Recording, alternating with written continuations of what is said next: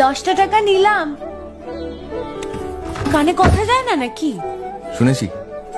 কেন নিলাম? শুধুবে না? শুধিয়েছি কখনো? আমি যদি 10টা টাকা উড়িয়ে দিই? দেবে?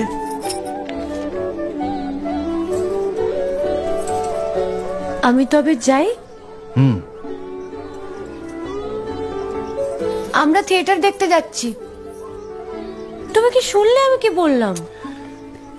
বড় জ্বালাচ্ছ ললিতা।